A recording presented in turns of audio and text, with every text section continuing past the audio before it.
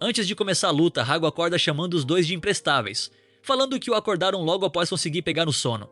Hago pergunta o que tá acontecendo e quem é o pirralho que tá encarando. Jiro responde que é só um galinha e pergunta ao Shiba por que só Reiji tem uma espada de madeira. Shiba explica que o clã Kirihara é uma linhagem anciã do serviço secreto de mestres espadachins. Na época dos Oniwaban, eles chegaram a ser instrutores oficiais do shogunato, juntamente dos Yagyu Shinked Ryu e dos Onoha Ito Ryu. Caso ele ache injusto, pode usar uma também. Mas Jiro responde que está de boa. Reiji fala pra Jiro não se segurar, pode usar o que quiser como arma e cita que ele até arranjou uma há pouco tempo, dizendo que Hago é a carta na manga dele. Jiro pergunta a Reiji se ele é burro, falando que Hago não é nenhuma arma.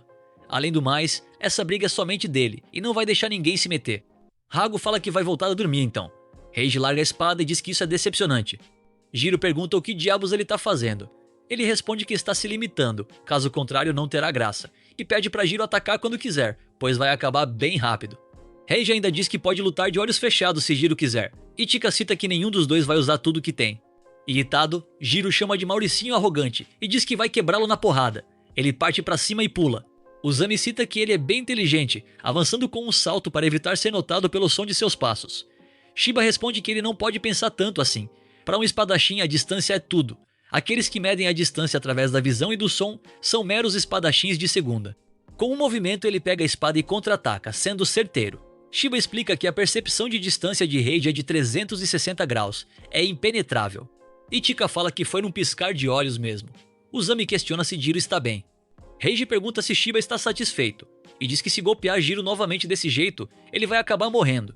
Mas Shiba aponta para o lado. Sentado, Jiro fala que isso não deu nem um pouco, e fala que está só começando. Reiji elogia sua resistência e diz que ele é realmente um Mononoke. Jiro responde que apanha de seu avô raivoso desde que era criança, e que os tapinhas de Reiji com a espada lhe fazem cócegas. Reiji fala que o estilo Kirihara Ryu não é uma arte marcial, é a arte mais pura de matar. É uma arte polida com o sangue de muitos antepassados, e pergunta como ele ousa desrespeitar isso, dizendo que Jiro vai se encontrar com a morte. Jiro responde que se ele se acha capaz disso, pra vir pra cima. Shiba pede pra Uzami gravar bem, que a coisa vai ficar boa. Jiro novamente avança. Ichika diz que ele é imprudente avançando diretamente. Novamente Reiji contra-ataca, mas ao olhar para a espada vê que está quebrada. É quando ele percebe que Jiro estava mirando na espada. Jiro acerta um soco em cheio, derrubando Reiji. Uzami fica animado e fala que Jiro arrasou. Shiba fala que o primeiro ataque de Jiro foi para testar distância. Esse era um plano desde o início. Enquanto cospe sangue, em pensamentos Reiji pergunta como ele conseguiu quebrar a espada tão facilmente, mesmo sendo de madeira. Só se a força dos dois lados se reunisse em um único ponto. Mas conclui que Jiro jamais acertaria um contra-ataque daqueles só esperando para reagir ao seu golpe.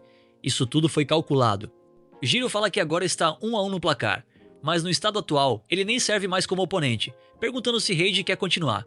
Reiji responde que ele é um imbecil, que só sabe fazer provocações infantis, mas também está só começando. Jiro fica animado e diz que agora sim. Os dois começam a trocar socos sem técnica nenhuma. Ichika pergunta se isso vale mesmo de algo para os supervisores. Ele responde que pelo menos vai dar para mostrar a resistência e a garra deles. Uzami fica encantada e diz que isso são homens se resolvendo com socos, e isso é incrível. Shiba pergunta se isso é uma doença. Ichika fala que agora está rodeada de panacas. Após um tempo, Reiji acorda. Ao ver Jiro, ele pergunta onde estão os outros. Jiro responde que eles já saíram. Reiji diz que entendeu e que pelo visto Jiro ganhou, já que se recuperou mais rápido. Jiro joga uma lata de suco para ele. Reiji pergunta o que é isso e qual a intenção dele. Jiro fala que ele é bem irritante mesmo. Ao pensar direito, se isso fosse uma luta de verdade, ele teria morrido no primeiro golpe. Mas como a espada era de madeira, ele conseguiu dar o segundo golpe, e por isso ele deixa Reiji ficar com a vitória. Enquanto abre a lata, Reiji fala que ele é bem infantil mesmo. Ao abrir, suco voa em seu rosto. Jiro começa a rir, chamando-o de otário. Reiji arremessa a lata em sua cara e diz que não sabia que lata de lixo falava. Uzami pergunta se só essa gravação vai ser o suficiente. Shiba responde que só a gravação não seria suficiente para convencer os superiores, e por isso vai colocá-los em prática amanhã. Uzami pergunta se já tem uma missão preparada, e se não é cedo demais para os dois. Ele responde que não há nada melhor que a prática, mas ela fala que não receberam nenhuma missão. Shiba responde que terão que encontrar uma por conta própria. Ele fala que já tem uma perfeita, e se tudo der certo vão entender melhor os seus inimigos. É um trabalho que só eles conseguem fazer. No dia seguinte, Shiba os apressa para partir e pergunta se já estão prontos. Uzami fala que eles estão incríveis. Shiba fala que até os miseráveis ficam bem com a roupa certa. Ichika pergunta o porquê de ele a ter colocado no meio disso. Ele responde que deu uma calibrada no uniforme dela também e vai testar para ver se funciona bem. Ele pede para pressionar o painel do pulso esquerdo. Após Jiro apertar, suas roupas ficam normais. Shiba explica que esse é o modo de camuflagem, um disfarce utilizando roupas do cotidiano deles. Ele pede para apertar 2 vezes agora. Jiro fala que virou transparente e ele explica que esse é o modo furtivo. Eles podem achar que estão parcialmente transparentes, mas as outras pessoas não os enxergam. Na frente de Usami, ele fala que é incrível. Mas tem um porém, a eficiência do modo furtivo diminui bastante junto com o modo de camuflagem.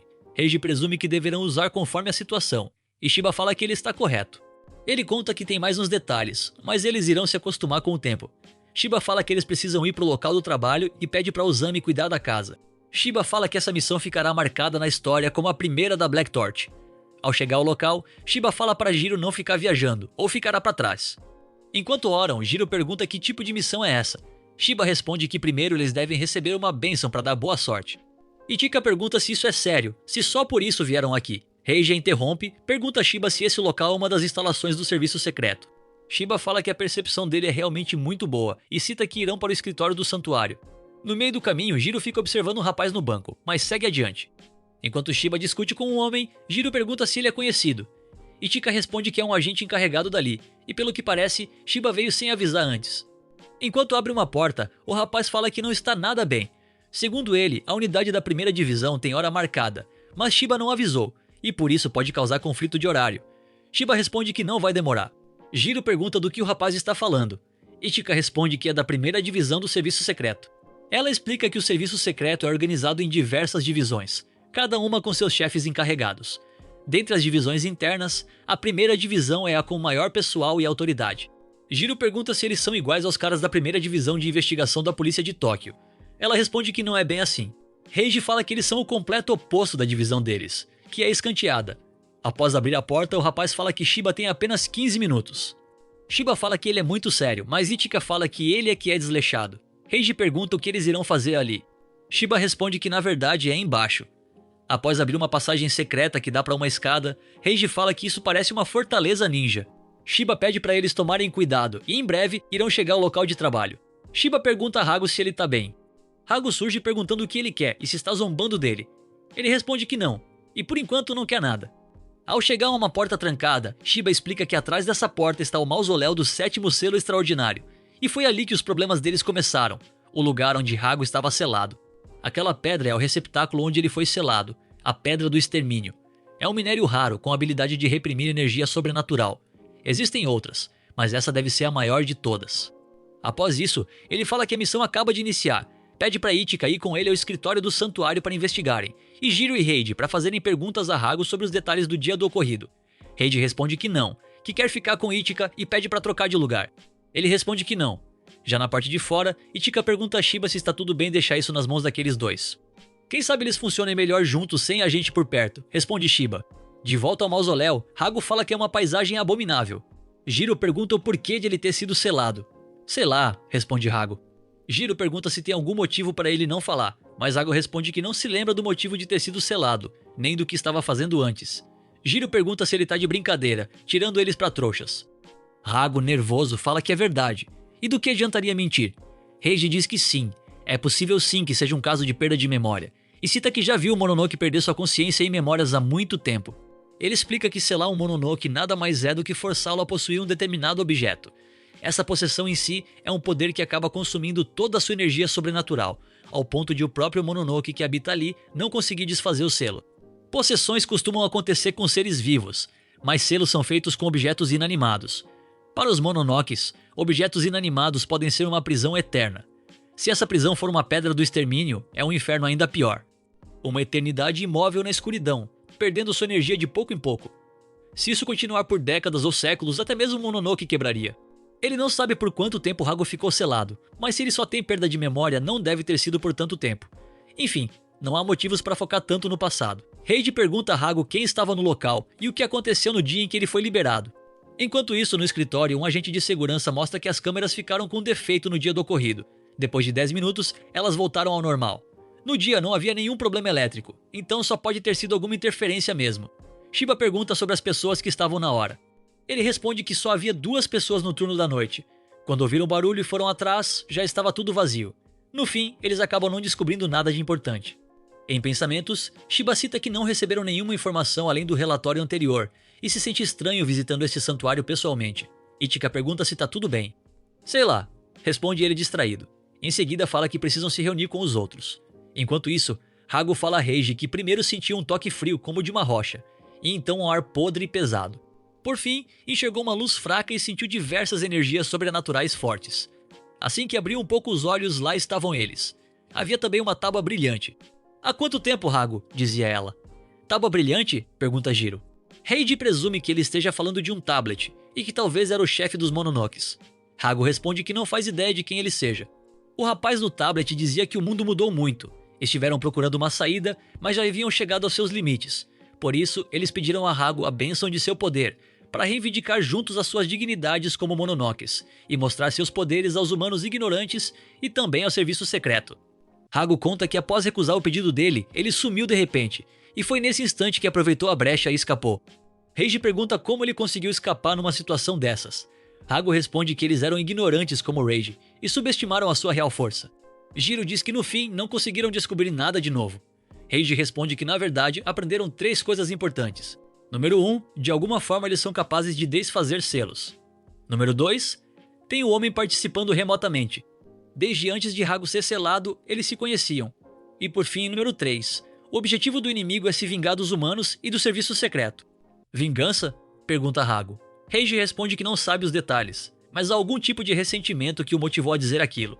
Jiro pede para ele parar, dizendo que já ficou de saco cheio, e por mais que ele fique falando um monte de informação, nada tá entrando em sua cabeça, mas entendeu que o inimigo sabe desfazer uma possessão e que eles conhecem Hago desde muito antes. Portanto, já decidiu o que vai fazer, vai dar uma surra em qualquer um que aparecer. E os que não aparecerem, ele mesmo vai atrás. Com isso vai conseguir as informações necessárias e resolver tudo.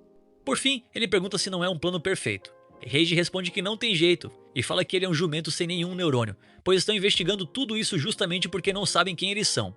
Jiro fala que isso ele vai descobrir. Reiji pergunta como. Ele responde que vai fazer alguém vir atrás deles e contar tudo. Reiji pergunta se ele tem um parafuso a menos. Jiro diz que ele complica as coisas demais. É quando o cara de antes aparece. Jiro questiona se ele está perdido e lembra que o viu no banco. Finalmente, diz ele. Num piscar de olhos, ele aparece atrás dos dois e fala que queria ver muito Hago.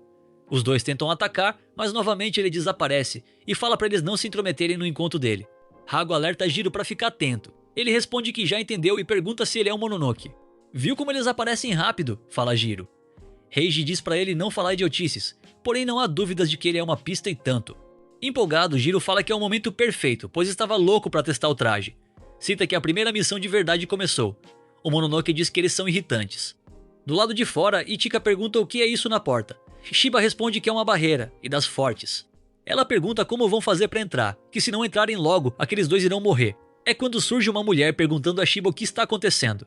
Ele responde que ela chegou bem na hora, e que não imaginava que ela fosse vir pessoalmente, chamando-a de chefe da primeira divisão, Tokokuzumi. Enquanto isso, o Mononoke lembra que não se apresentou. Seu nome é Koga, o homem que vai se tornar o Mononoke mais forte de todos. Jiro e Reiji ficam sem entender. Koga fala que ainda não é forte o suficiente para isso, por isso que agora Hago será dele. Jiro brinca dizendo a Hago que tem alguém afim dele. Enquanto discutem, em pensamentos, Reiji cita que o Mononoke não está escondendo nada e pergunta se ele é só idiota mesmo. Reiji o chama e pergunta o porquê de ele precisar tanto de Hago. Ele diz que os humanos são burros mesmo e responde que Hago é forte. O Mononoke explica que eles são diferentes dos humanos. Não morrem de velhice, são quase imortais. Porém, se os fatiarem, é óbvio que morrem. E se não comerem, perdem energia sobrenatural. Mas Hago é diferente. Bebendo, comendo ou não, ele sempre vai ter energia sobrenatural. Se tivesse poder, aí sim seriam completamente imortais. Sem nada para ficar em seu caminho, ele estaria acima de todos. Jiro avisa que vai atacar. Reiji pede para esperar e conseguir informações dos outros, mas ele é surpreendido com Koga aparecendo em sua frente e acertando-o com um chute. Ele diz que Reiji não serve de nada e acerta outro chute, fazendo-o voar. Jiro vai falar algo, mas também é pego e arremessado no chão. Koga fala que ele também está em seu caminho e que é só um receptáculo, mandando-o ficar dormindo. Hago chama a atenção de Jiro. Koga pergunta a Hago o que foi. Fala que finalmente podem conversar a sós. Ele pega Hago no colo e diz que ele será seu, afirmando que vai removê-lo de Jiro. E aí poderão ser invencíveis e imortais, os reis dos Mononokes. Hago fala que isso tudo é uma piada e diz que jamais seria o brinquedo de alguém, chamando de pirralho desprezível. Rei dos Mononokes acha que eu dou a mínima pra isso? E fala que, se ele quer tanto assim, pra ele se tornar sozinho. Koga começa a chorar e questiona o porquê de Hago ter dito isso, se ele não entende. No chão, Jiro segura seu pé e fala pra ele parar de gritar, e pergunta se ele vai ficar dando chilique. Em seguida, ele diz a Reiji pra mandar ver. Reiji responde que não precisava falar em voz alta, pois já era seu plano. Ele usa a técnica Kirihara Ryu, Karazuki, fazendo Koga recuar com o braço sangrando. Jiro pergunta o que foi isso. Ele explica que é como o Yokai Kamaitachi, um corte invisível, ainda mais letal. Reiji deixa claro que sua intenção era cortá-lo ao meio, mas ele é forte. Cita também que, eventualmente, o chefe e os outros irão notar que há algo acontecendo, mas até lá, serão apenas os 3. Koga começa a gritar, mandando eles calarem a boca e diz que é por isso que odeia os humanos. Mesmo sendo inúteis, acham que prestam para algo só porque são mais numerosos. Se acham melhores do que são e agem como se fossem os donos do mundo. Furioso, ele fala que a brincadeira acabou, vai matar Reiji de forma rápida primeiro, mas Jiro, ele não vai matá-lo, vai dar a ele uma morte lenta e dolorosa. Ele usa seu sangue para criar uma arma e diz que agora vai ver quem é melhor entre humano e Mononoke. Do lado de fora, Toku pergunta a Tokieda, seu auxiliar, o que ele acha da barreira. Ele responde que apesar de ser amadora, é uma barreira bem forte e vai demorar um pouco para desfazê-la. Preocupada, Ichika pergunta se pode ajudar de alguma forma, pois eles devem estar correndo perigo agora, e ela está apenas esperando. Ele entende e diz que ela pode ir colocando as estacas no lugar que indicar. Shiba fala a Toku que ainda bem que tem Tokieda para ajudar, e aposta com ela que ele consegue abrir em 5 minutos. Ela o agarra pela gravata, chamando-o de canalha, e pergunta se isso tudo foi planejado para usar a Unidade 1 como seguranças dele, já que ele sabia que eles viriam desde o início. Ele responde que é tudo pelo bem de seus queridos subordinados, já que é a primeira missão deles. Ela pergunta se ele não acha que está sendo desleixado demais com seus queridos subordinados. Shiba responde que confia neles, assim como confia nela. Ela diz que isso não vai ficar impune de jeito nenhum, e ele responde que não vai reclamar se for punido. Dentro da barreira, Koga parte para cima, mas ambos conseguem desviar. Koga foca em Reiji e em um ataque ele quebra sua espada, novamente acerta um golpe nele. Enquanto isso, Jiro aproveita a abertura para atacar pelas costas, mas Koga consegue defender e pergunta o que é isso, se esse é o máximo que ele tem, pedindo para ele usar todo o poder de Hago. Após acertar um soco na cara de Jiro, Koga diz a Hago que sente muito, pois ele fica ocupado dando seu poder para um humano escroto, e cita que vai libertá-lo dele já já. Jiro manda ele ficar quieto, chamando de surtado mimado, que só sabe falar em usar ou não e sei lá o que mais. Pergunta quem ele acha que é para tratar os outros como objetos assim. Não importa se é humano ou Mononoke, ele não pode ficar rotulando os outros assim. No fim, ele pergunta a Hago se não tem razão. Sorrindo, Hago responde que Jiro é um pirralho querendo se achar o espertão, mas realmente não está errado, e diz que também não suporta Koga. Enquanto canaliza o ataque, Hago pede para ele acabar com um só golpe. Após o golpe, Reiji fala que o poder deles é incrível. Ofegante, Jiro pergunta se deu certo, mas Koga começa a rir. De pé, ele diz que era isso que queria ver, e diz a Hago que também quer esse poder. É quando um barulho enorme ecoa. Koga percebe que quebraram sua barreira e diz que se chegarem reforços, a situação vai piorar. E larga sua espada, abrindo um portal e diz que tá indo nessa. Jiro pergunta se ele vai mesmo fugir. Ele responde que não está fugindo, só tá indo embora. Jiro fala que é a mesma coisa, mas Koga diz pra ele não ficar se achando que ainda vai matá-lo. E cita que se o matasse agora, não poderia pegar Hago pra ele. Por isso, da próxima vez ele vai tirar suas pernas, braços, língua e olhos. E aí vai levá-lo. Koga afirma que não importa como, mas Hago ainda será seu, e pergunta o nome de Jiro. Jiro diz que ele mesmo estragou a própria ameaça e se apresenta como Jiro Azuma. Ao ouvir o sobrenome Azuma, ele começa a rir, dizendo que é o Azuma do serviço secreto e que agora faz sentido. Jiro pergunta do que ele está rindo. Koga se questiona se Jiro é o pirralho daquele cara. Jiro não entende, mas Koga diz que tanto faz e vai embora. Em seguida, Ichika chega correndo. Após o fim da missão, Tokieda diz que precisam fazer o relatório aos superiores. Shiba diz que entendeu, e diz a Toku para deixar o resto com ele. Ela responde que, devido ao desleixo dele, tem 2 agentes feridos, sem contar os danos materiais. Ele fala que aceita qualquer crítica ou punição que ela queira dar, mas pergunta se ela não poderia reconhecer um pouco o esforço deles, que os 2 sozinhos conseguiram segurar um Mononoke capaz de fazer uma barreira daquele nível. Toku diz que não há nada a ser reconhecido, pois não tiveram resultados. Dura como sempre, diz Shiba antes de ela partir. Em seguida, ele fala que os 2 passaram na prova por pouco. Shiba pergunta a Reiji o quão ferido ele está.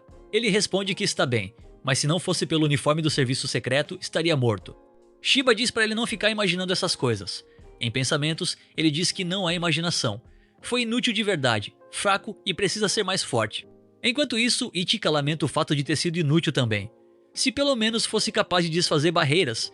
Ela sabe que não adianta ficar pensando nessas coisas, mas mesmo assim dói. Jiro só consegue pensar na pergunta de Koga, sobre ele ser filho de um certo alguém, e pergunta se ele estava falando do seu pai.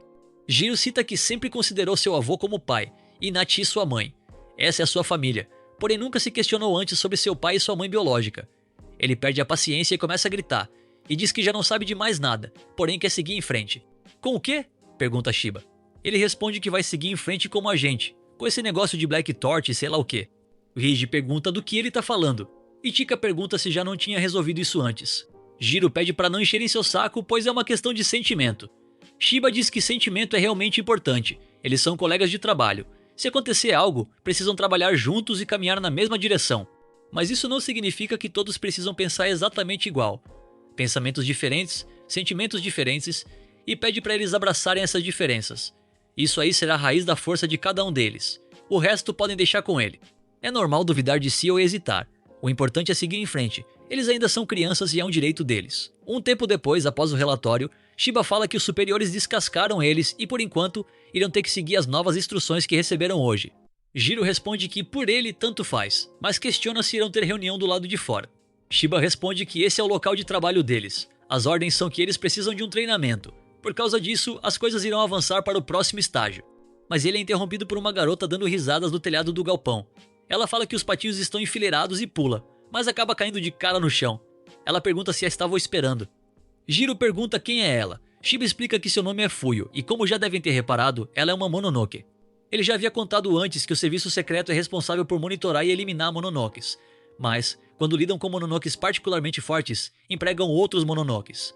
Nesses casos, o serviço secreto coopera com eles. Em pensamentos, Jiro fala que não dá para levar isso a sério. Fuyo diz que isso não significa que está se rendendo aos humanos. Isso nada mais é do que uma cooperação mútua. Ao ver Hago, ela diz que ele é mais bonitinho do que imaginou. Ele responde que não liga para a opinião de uma fedelha. Ela pergunta qual é a dele, e ele retruca perguntando o que ela quer.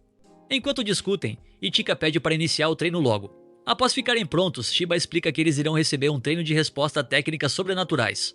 Técnicas sobrenaturais? Pergunta Jiro. Ele explica que dentre os Mononokes, há aqueles que conseguem usar técnicas sobrenaturais como hipnose, alucinações, dentre outros.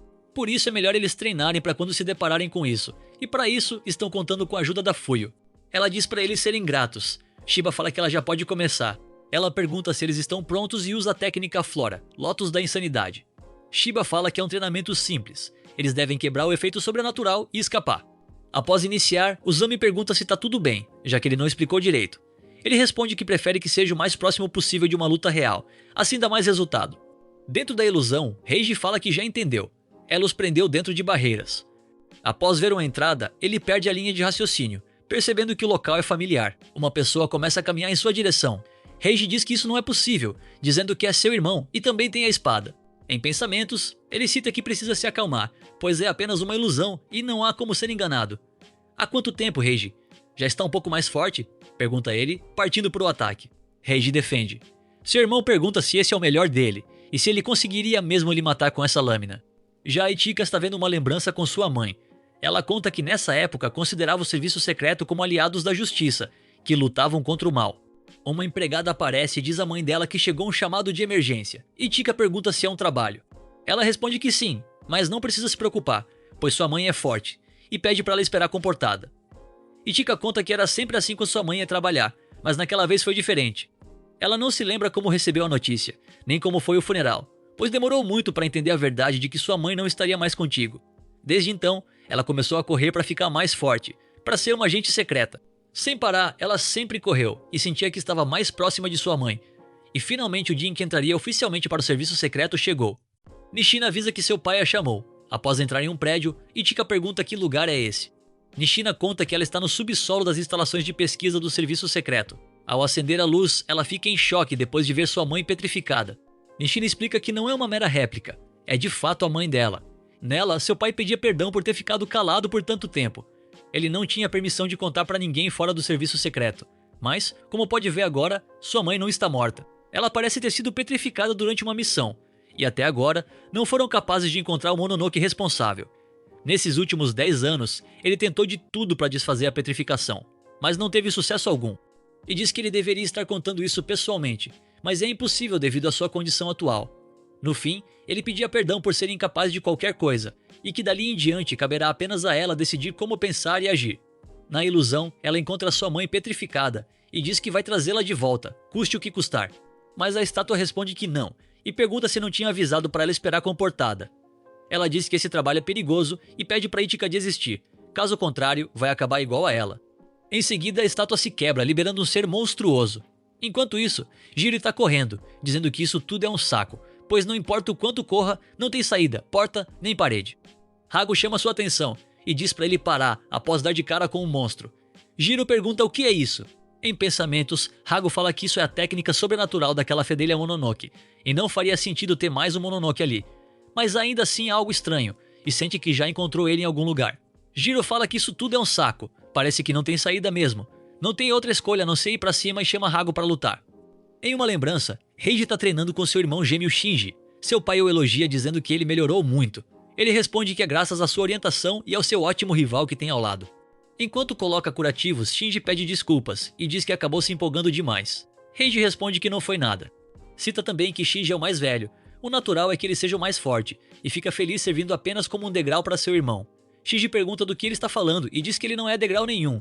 Mesmo se tornando o sucessor do clã ou não, ambos são irmãos para sempre. Caso aconteça qualquer coisa comigo, preciso que você continue por mim, termina dizendo ele. Reiji não entende, e Shinji diz para ele não fazer essa cara, pois está contando com ele para sempre. Reiji conta que esse é o elo deles como irmãos. Por mais que sejam gêmeos e tenham sido criados do mesmo jeito, ele jamais conseguiu chegar aos pés do seu irmão em nada, desde sempre. Shinji sempre esteve um passo à frente e sempre foi o exemplo, mas só de poder segui-lo já era o suficiente. Em certo ponto, Reiji simplesmente desistiu de tentar vencer ou alcançar seu irmão, e aceitou o seu papel de viver na sombra dele, e isso nunca foi o problema. Em um certo dia, seu pai avisa que hoje será realizada a cerimônia da lâmina. A cerimônia da lâmina é a etapa final do treinamento do estilo Kirihara-ryu, além de também ser a cerimônia de sucessão do clã Kirihara. Na floresta aos fundos da mansão do clã, na caverna do Eco do Vazio, fica guardado o tesouro da família Kirihara, uma única espada protegida há gerações, Yamakaze, a lâmina amaldiçoada. Desde muito tempo, o clã Kirihara doma e traz esta espada, na qual vive um demônio selado. Essa é a cerimônia da lâmina. Reiji conta que a viu ainda quando criança, no fim de uma cerimônia, e mesmo sendo criança, ele pôde sentir a energia perversa que aquela espada emanava. No dia do ritual de Shinji, seu pai avisou que a força sobrenatural e o ódio do Mononoke selado estavam ficando cada vez mais fortes com o passar dos anos, e pediu para não se deixar ser consumido por ele. Ele responde que entendeu. Reiji fala para seu irmão tomar cuidado. Ele responde que vai domá-lo em um piscar de olhos e já volta. Realmente, como prometido, ele retornou logo depois. Porém, ele não foi capaz de domar a lâmina e foi tomado por ela. Diferente de antes, Reiji matou todos do seu clã que estavam no local, inclusive seu pai. Ao vê-lo, Reiji diz que ele foi consumido pela Yamakaze. Shinji fala que o pai tinha razão e que Reiji não é páreo para ele agora. Em lágrimas, Shinji fala para Reiji se tornar mais forte e só depois tentar matá-lo. Reiji pergunta do que ele está falando, mas ele não responde e parte, deixando Reiji questionando o porquê de apenas ele ter sido poupado. Enquanto luta com a ilusão, seu irmão diz que ele ainda não está pronto e não consegue o derrotar. Em pensamentos, Reiji diz que essa imagem de seu irmão na sua frente não passa de uma ilusão. Por mais que lutem ali, não há como descobrir mais nada sobre seu irmão, e por isso vai descobrir através de sua própria força, de verdade. Além disso, Reiji lembra da promessa que fez com seu irmão, de continuar seguindo em frente. Após o ataque simultâneo, Reiji fala que é a primeira vez que fica preso em uma ilusão. Até que é uma boa. Graças a ela, ele sente que acordou de verdade. Enquanto isso, Itika está lutando. Sem muita dificuldade, ela desvia dos ataques e com um golpe ela derrota sua ilusão. Ela pede desculpas, dizendo que não é mais criança e que uma ilusão dessa jamais acabaria com ela. Após sair da ilusão, Shiba diz que os dois finalizaram dentro de 10 minutos. Reiji pergunta se ela está bem e ela responde que sim. Shiba cita que agora falta apenas Jiro. Uzami fica preocupada com ele, dizendo que tem a impressão de que pode ser uma fraqueza dele. Shiba explica que o caso dele é diferente. A Lotus da Insanidade revive traumas, feridas e inseguranças do alvo, mas eles são duas almas fundidas. Ele se pergunta que tipo de alucinação eles estão vendo. Enquanto corre do Mononoke gigante, Jiro mal consegue se defender. Cita que ele é enorme e muito rápido e pergunta o que ele é. O Mononoke responde que, já que ele deseja saber, vai lhe mostrar quem é. Uma massa escura começa a persegui-lo, e Jiro acaba sendo consumido por ela. Do lado de fora, Fuyu não entende o que está acontecendo. Sua Lotus fica escura e ela cita que perdeu o controle da ilusão. Shiba pergunta a causa. Ela responde que não sabe exatamente, mas pode ser por causa de Hago, e não é nada bom. Como assim? Questiona Ichika. Fuyo explica que a Lotus da Insanidade acessa as memórias do alvo e as usa para derrotá-lo. E já que ela não consegue mais controlar a alucinação, eles irão ter que dar um jeito de superá-la sozinhos, e podem acabar até sendo mortos. Já em outro local, Jiro pergunta o que está rolando. Hago pede para ele ver uma coisa, e diz que é sem dúvidas a pedra de extermínio onde ele estava aprisionado. Jiro pergunta o que ela está fazendo ali. É quando ele escuta um jovem batendo palma. O garoto está agradecendo alguém pela bênção. Graças a ela, seu vilarejo teve uma colheita farta esse ano. Conseguiram pagar os impostos sem problemas e cita que a saúde de sua mãe também está melhorando. Isso tudo graças a você, Santíssimo Hago. Hago responde ao garoto que todo dia é a mesma coisa, chamando-o de Jirobei. Jirobei fica contente e diz que é uma honra encontrá-lo. Hago diz para Jirobei parar de se curvar, pois ele não faz nada. A colheita só foi boa por causa do tempo, e a doença da mãe dele também não era nada muito sério. Jirobei cita que outros vilarejos até são atacados por Onis ou Mononokes, e têm seus campos destruídos, mas graças à proteção dele, nada disso acontece com seu vilarejo. Hago responde que não é como se estivesse de fato protegendo alguém, é apenas por mera coincidência de ele ter gostado de ficar nesse vilarejo, e outros Mononokes temem de se aproximar dele. Jirobei fala que isso já é mais que o suficiente, e só de ter a presença de Hago já é uma bênção para todos do vilarejo. Feliz, ele termina dizendo que fica aliviado que a entidade que habita esse santuário seja Hago. Ele avisa que vai voltar para o campo e deixa um pouco de comida para Hago. Ele se despede e diz que volta no dia seguinte. Quem disse que precisa voltar? Diz Hago nervoso. Jiro pergunta se isso tudo são lembranças de Hago. O Mononoke gigante que os engoliu responde que sim, são memórias de antes de ele ser selado na pedra. Em pensamentos, Jiro percebe que o Mononoke gigante é o próprio Hago. Ele explica que era o 15º ano da Era Kyoho, a era vigente do 80º Shogun. Naquela época, da mesma forma que Mononokes eram temidos como Onis ou Yokais, nos santuários reclusos e vilarejos, eles eram cultuados como divindades. Um certo dia, enquanto Hago descansava, ele ouve uma voz, dizendo que não o vê há muito tempo, chamando-o de velho amigo. Hago chama pelo nome, Amagi, e diz que não esperava vê-lo ali. Ao ver a pedra de extermínio, Amagi fala que Hago só habita em lugares inesperados, ao lado de um inimigo natural dos Mononokes. Hago responde que é por isso mesmo. Com ela ali, idiotas não irão passar perto dela. Jiro pergunta a Hago o que foi, após vê-lo focado. Hago responde que já ouviu a voz desse Amagi em algum lugar, e lembra que foi quando acordou. Era ele no tablet no dia do ocorrido. Enquanto conversam, Hago pergunta o que traz uma divindade como ele a esse local. Amagi responde que os incidentes de humanos matando Mononokes têm aumentado por essa região recentemente. Hago pergunta do que ele está falando, que isso não é nada de novo. São apenas iludidos querendo ir atrás de poder. Amagi responde que não é isso, e conta que, recentemente, os humanos criaram grupos especializados na caça ativa de Mononokes, e o Shogunato é responsável por isso. Eles vêm formando uma organização secreta contra Mononokes nos últimos anos, chamada de Oni-Waban. Essa organização utiliza o pretexto da manutenção da ordem para caçar Mononokes em grupos. Amagi cita que muitos amigos e conhecidos já foram mortos. Parece até que alguns Mononokes se aliaram aos humanos, uma verdadeira lástima. Enquanto limpa os dentes, Hago pergunta se era só isso que ele tinha para falar. Amagi responde que não. Nesse momento, vários Mononokes aparecem. Ele diz a Hago que quer a ajuda dele para lutar ao seu lado contra os Oni-Waban. Hago responde que se recusa, e diz que eles podem fazer o que quiserem, mas ele não vai tomar lados, e fala para Amagi resolver usando sua própria força. Um dos Mononokes pergunta se Hago realmente entende o que está acontecendo, e que esse problema cabe a todos os Mononokes. Hago responde que não liga. Oni-Waban, ou seja lá o que for, vai fazer apenas o que quiser e quando quiser. O Mononoke pergunta se ele vai ficar do lado dos humanos. Amagi interrompe dizendo que já chega, e entende o que Hago disse. Porém, eles também falam sério, e não podem ignorar um Mononoke como Hago. Ele cita que vai retornar no dia seguinte e pede para pensar bem na sua resposta. Hago diz que ele não precisa voltar, chamando-o de imbecil. Mas foi como eles disseram na época. Hago não entendia a situação o suficiente, principalmente sobre os Oni-Waban, e ele não fazia ideia do quão decidido Amagi estava em envolvê-lo na guerra. No dia seguinte, ele retornou. Amagi cita como esse vilarejo é ótimo, dizendo que o solo é fértil, as águas são claras e o ar é puro. E o mais importante de tudo, a comida é ótima. Com a cabeça de Jirobei em sua mão, ele diz que sempre faz questão de passar nos vilarejos para comer quando está recrutando aliados, e diz que sente muito, pois não sobrou mais nenhum para Hago. Furioso, Hago perde o controle chamando Amagi pelo nome. Sem hesitar, ele usa uma grande quantidade de energia para atacar. Logo depois, mutilado sem um braço, Amagi diz que não esperava menos da Estrela Negra da Perdição, mas não esperava que seria tão devastador assim. A única coisa que sobrou no local foram eles e a pedra. Amagi conta que todos os moradores do vilarejo foram devorados pelos seus Mononokes aliados, mas agora eles foram exterminados por Hago na explosão, e no fim, tudo parece que foi obra de Hago. Com isso, Ele diz que Hago não terá mais espaço entre os humanos. Hago concorda que é tudo culpa de si mesmo. Amagi fala que eles podem chegar a um acordo ainda, e com toda essa destruição, os Oniwaban logo estarão atrás dele. Enquanto Hago lembra de momentos com Jirobei, Amagi fala que não existe um caminho sem luta e podem formar uma aliança. Hago responde que já chega. Ele não suporta mais ouvir ele tagarelar tanto sobre a aliança, e já não quer saber de mais nada disso. Hago toca a pedra e diz que não vai tomar lados e vai continuar fazendo o que lhe convém. Amagi o chama de idiota e pede para parar. O Hago gigante explica a Jiro que foi assim que acabou selado na pedra, por escolha própria. Assim impôs a sua vontade e escolheu ficar sozinho. Jiro responde que não foi isso, dizendo que ele só meteu o pé porque o negócio ficou feio. Assustado, Hago pergunta se ele também viu tudo. Jiro responde que sim e fala para ele relaxar. Ele cita que não sabe como Hago era antigamente, porém ele não está mais sozinho, e quem escolheu isso foi o Hago de agora. No dia em que eles se encontraram, um salvou o outro quando estavam morrendo. E pede para ele não ficar pensando em se aliar com humanos ou mononokes. Hago ri e fala que é uma piada, e que tudo ficou um absurdo. Logo ele, que evitava deixar qualquer um se aproximar, no fim acabou se unindo a Jiro. Mas a ilusão de Hago diz que não pode aceitar isso, e ataca novamente.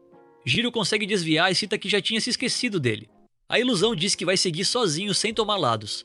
Com Jiro morto, ele poderá seguir sozinho e voltar ao sono. Jiro responde que não planeja morrer com Hago dentro dele. Do lado de fora, Fuyo tenta retomar o controle, mas diz que nada funciona. De repente a Lotus começa a trincar. Shiba alerta que isso não é nada bom e pede para eles recuarem. É quando a pata de Hago quebra a barreira. Achei que íamos morrer, diz Jiro já do lado de fora. Ichika grita seu nome. Ao olhar, ele pergunta se foi o último a sair. Enquanto observa os três conversando, Shiba fala que está tudo terminado e pode-se dizer que o treinamento foi um sucesso. Agora, não sabe se foi um sucesso ou um enorme sucesso. Isso vai depender do que Jiro viu. Após o relatório, Shiba cita que não há reclamações e foi um enorme sucesso. Ele presume que Amagi seja o líder do inimigo. Uzami diz que vai relatar tudo aos superiores, mas Shiba diz que não precisa. Eles sofreram tanto para chegar nessa informação. Com o celular na tela de contato de Toko, ele diz que seria uma pena se não fossem bem aproveitadas.